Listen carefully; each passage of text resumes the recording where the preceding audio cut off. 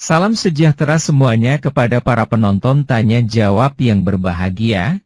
Semoga video ini bisa memberikan pengetahuan dan edukasi kepada para penonton, dan jangan lupa untuk like dan subscribe channel ini ya. Silakan Faradilah. Kak. Ya, selamat malam Faradilah. Terima kasih Papa. Iya. Apa kabar Kak? Puji Tuhan, kabar baik saudaraku. Bentar, ini gimana ya? Kamu belum bisa on cam, pengikutmu masih satu. Oh. Langsung saja, pertanyaannya apa? Mau bertanya nih Kak, satu. Ya silakan. Jika, bentar kayak kan lagi ramai nih. Dekat. Kan Tuhan Yesus itu Maha Pencipta ya Kak. Tapi kenapa Betul. Sang Pencipta dilahirkan oleh ciptaannya? Ya, karena dia datang berkenosis. Filipi 2 ayat 6 sampai 8 ya, saya bacakan ayatnya. Yang walaupun dalam rupa Allah, tidak menganggap kesetaraan dengan Allah itu sebagai milik yang harus dipertahankan, melainkan telah mengosongkan dirinya sendiri dan mengambil rupa seorang hamba dan menjadi sama dengan manusia. Karena Tuhan Yesus mengosongkan dirinya sendiri. Sini nak, sini. Karena Tuhan Yesus datang mengosongkan dirinya sendiri, datang mengambil rupa seorang hamba dan menjadi sama dengan manusia. Kan manusia itu prosesnya kelahiran. Jadi itulah kenapa lahir, saudaraku. Sudah jelas? Okay. Manusia itu kan dilahirkan, bukan tiba-tiba muncul dari bambu atau turun dari langit. Karena Tuhan Yesus datang mengambil rupa seorang hamba dan menjadi sama dengan manusia, jadi prosesnya harus melalui kelahiran, serta juga untuk menggenapi nubuatan di Kejadian 3 ayat 15. Bahwa keturunan perempuan akan meremukkan kepala si ular. Keturunan perempuan. Jadi dia harus datang melalui seorang perempuan yang masih perawan. Dialah Bunda Maria yang terpilih, saudaraku ya. Oke, terima kasih Faradila sudah bertanya. God bless you. Tepuk tangan buat Faradila yang cakep dan manis.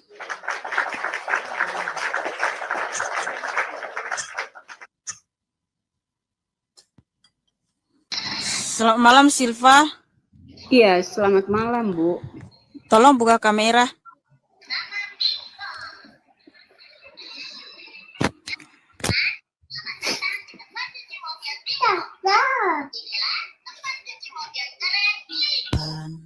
Ini mohon maaf saya lagi sakit. Kurang sehat. Kurang sehat? Ya. Lagi sakit, lagi di tempat tidur. Cuma saya hadir untuk bertanya saja Bu ya. Silakan. Apa sekarang saya lihat sudah banyak orang agama Kristen yang berhijab. Itu tujuannya apa ya? Saya Muslim. Oke. Ya. Kenapa sekarang ini Kristen banyak yang pakai kerudung? Karena kita mau kembali ke Alkitab, Kakak. Sebab Alkitab mengajarkan di 1 Korintus 11 ayat 1 sampai 16, seorang perempuan yang berdoa atau beribadah, sama saja ya, berdoa itu beribadah juga, itu memakai kerudung. Jadi tujuan kita memakai kerudung, Kakak, untuk ibadah. Sebab perempuan ini berasal dari laki-laki. Dan simbol dari kerudung kita, Kristen, tujuan apa simbol itu adalah, simbol kerudung kita ini adalah kerendahan hati, ketundukan, dan ketaatan. Nah, kalau sekarang sudah banyak Kristen memakai kerudung, kita mau kembali ke Alkitab, Kakak. Apa yang diajarkan Tuhan Yesus yang tertulis dalam Alkitab kita mau lakukan. Ya, syukur-syukur. Memang sejak dulu kala agama Kristen itu memang berkerudung. Ya, sampai sekarang kan biarawati begitu. memang seharusnya dianjurkan begitu. Tapi ya mungkin belum diterapkan oleh zaman yang sekarang ini toh. Tapi saya salut, mudah-mudahan dengan kehadiran dari yang tampil di media ini dengan cara begini bisa menyadarkan yang lain-lain gitu ya. Nah, Iya, terima kasih Kakak. Ya, karena Muslim juga kan begitu menutupi aurat, ya. Muslim juga begitu sebenarnya dari dulu toh. Tapi yang lain kan cuma pakai hijab, hatinya tidak berhijab, gitu ya. Jadi kan saya selalu bilang, orang itu jangan diukur dari hijabnya. Sepanjang-panjang jilbabmu sampai menyapu jalan, kalau hatimu tidak dihijabin, nggak bisa. Gitu ya, sama. Jadi tidak ada perbedaan antara Kristen dan Islam menurut saya. Saya salut. Ada kan mohon maaf, mungkin salah. Yohanes 14 ayat 1 kan? Itu kan menyampaikan sama dengan Islam, no? Akulah jalan kebenaranmu, atau mungkin agak salah sedikit ya. Maka ikutilah aku menuju Bapa di surga. Mungkin agak salah sedikit. Jadi kalau Muslim ihdinas siratal mustaqim, sama tujuannya gitu. Atau bagaimana, Bu? Oke, makasih Kakak Silva. Tapi kalau di dalam iman Kristen, bahwa bukan hanya kepala kita saja yang dikerudungi, tapi hati kita juga harus dikerudungi. Itu yang saya bilang tadi kan. Namun di dalam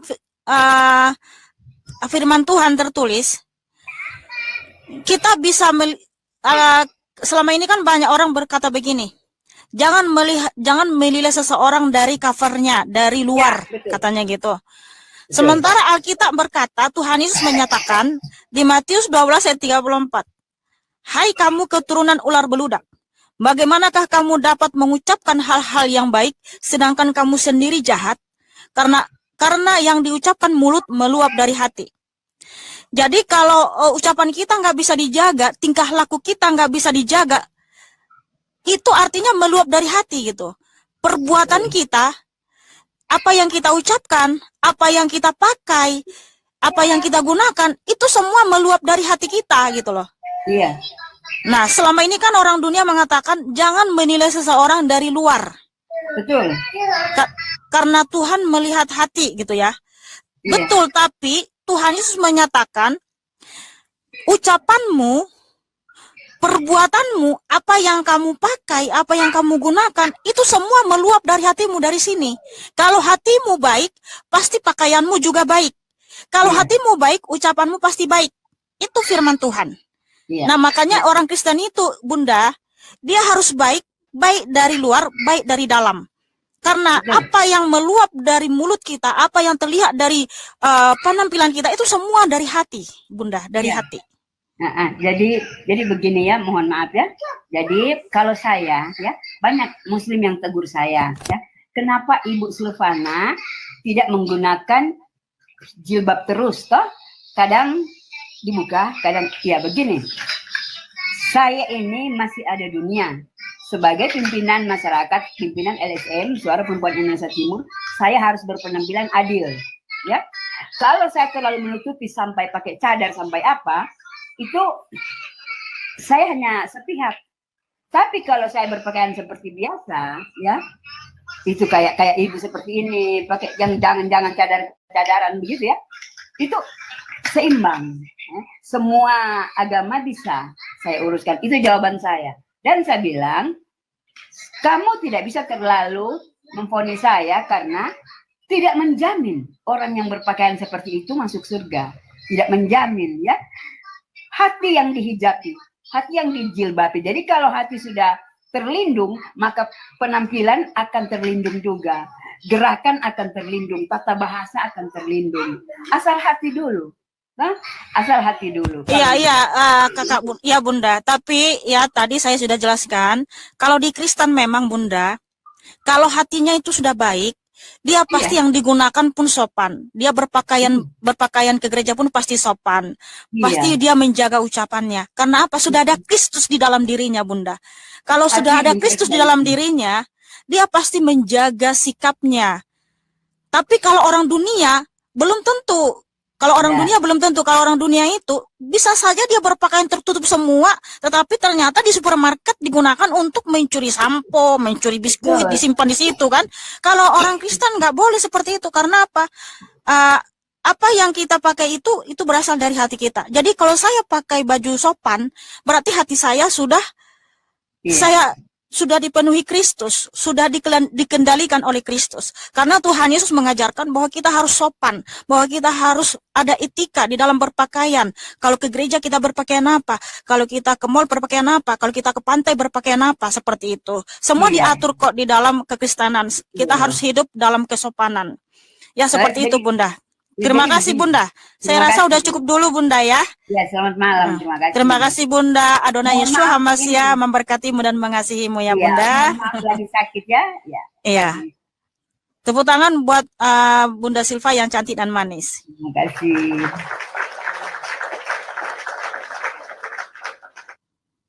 Selamat malam Inkena. Selamat malam Ibu. Tolong buka kamera.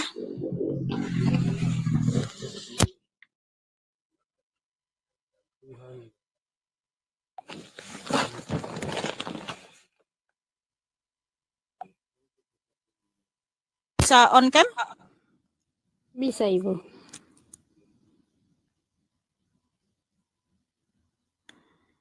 Silakan Kakak. Ada yang mau ditanyakan? Iya, Beta mau bertanya sedikit. Ini mengenai satu ayat Alkitab, Beta kurang tahu akan punya, tapi di sini yang Beta ingat ketika Tuhan Yesus mengatakan bahwa kedatangan Tuhan Yesus pada akhir zaman kan di atas awan putih. Nah, tetapi di sini satu ayat yang mengatakan kuduslah kamu sebab aku ini kudus. Barang siapa yang tidak kudus, dia itu tidak akan masuk surga ya.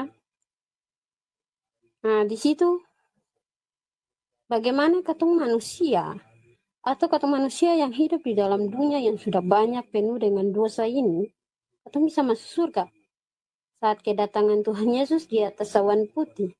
Katong tidak mengetahui karena dia itu suci, dia itu kudus, dan dia itu roh. Dan katong tidak bisa melihat dia sebagai anak manusia yang datang di atas awan putih. Karena katong ini kehidupannya manusia, sekarang ini penuh dengan dosa. Karena katong hidupnya di dalam dunia yang sudah dirusak. Iya, oke. Saya sudah paham pertanyaanmu Kakak. Iya. Bagaimana orang bisa masuk surga? Padahal surga itu kudus. Sementara manusia di dunia ini tidak ada satupun yang tidak pernah berbuat dosa, ya kan? Iya. Nah, untuk itulah Kakak, kita membutuhkan Sang Juru Selamat. Sebab kita orang berdosa. Tidak ada seorang pun di dunia ini yang benar, yang suci, yang mulia. Semua sudah berdosa. Roma 3:23, semua manusia sudah berdosa dan telah kehilangan kemuliaan Allah. Nah, bagaimana supaya kita bisa masuk surga? Membutuhkan Sang Juru Selamat cantik. Itulah kita harus datang kepada Kristus. Dan mengakui segala dosa-dosa kita. 1 Yohanes 1 ayat 9 cantik. Firman Tuhan. Jika kita mengaku dosa kita, maka Ia setia dan adil. Sehingga Ia akan mengampuni segala dosa kita dan menyucikan kita dari segala kejahatan kita. Jadi darah Kristus itulah yang menyucikan segala kejahatan dan dosa kita cantik, maka kita layak masuk surga. Karena surga itu kudus, suci. Tidak ada yang bisa masuk ke sana walaupun dia selama hidupnya hanya melakukan satu dosa contoh. Walaupun hanya satu dosa dia lakukan, dia nggak bisa masuk surga. Nah, supaya dia bisa masuk surga, dia harus disucikan dengan darah Kristus yang tercurah di atas kayu salib. Makanya Tuhan Yesus menyatakan dengan tegas, Akulah sang jalan, sang kebenaran, dan sang hidup. Tidak ada seorang pun yang datang kepada Bapa kalau tidak melalui aku. Jadi kata Bapa di situ maksudnya kerajaan surga. Tidak ada seorang pun yang bisa masuk kerajaan surga tanpa melalui Tuhan Yesus Kristus. Maka kita harus dengan segala kerendahan hati mengakui segala dosa-dosa kita, datang kepada Kristus. Tuhan, ampunilah aku orang berdosa ini. Sucikanlah aku dengan darah-Mu yang kudus. Maka Tuhan Yesus akan mengampuni kita. Tetapi kalau orang-orang sombong, orang-orang yang tinggi hati, yang merasa dirinya bisa selamat dengan perbuatannya sendiri, itu tidak akan pernah sampai ke surga. Karena Tuhan Yesus menyatakan orang yang tinggi hati akan direndahkan. Tidak ada seorang pun yang bisa masuk surga tanpa melalui pengorbanan Tuhan Yesus di atas kayu salib. Efesus 2 ayat 8. Oleh karena kasih karunia, kamu diselamatkan oleh iman. Itu bukan hasil usahamu, tetapi pemberian Allah. Itu bukan hasil pekerjaanmu. Jangan ada orang yang membegahkan diri. Jadi orang-orang yang sombong, orang yang merasa dirinya bisa masuk surga dengan perbuatan-perbuatannya, dia tidak akan pernah sampai surga. Karena dia orang berdosa. Dosanya itu kekal. Harus dihapus dengan darah Kristus. Harus disucikan dengan darah Kristus. Jadi kayak gitu ya kakak ya. Kita orang berdosa ini membutuhkan sang juru selamat. Dialah Tuhan Yesus Kristus. Terima kasih kakak Inkena. Tuhan Yesus Kristus memberkatimu dan mengasihimu. Tepuk tangan buat Inkena yang cantik dan manis.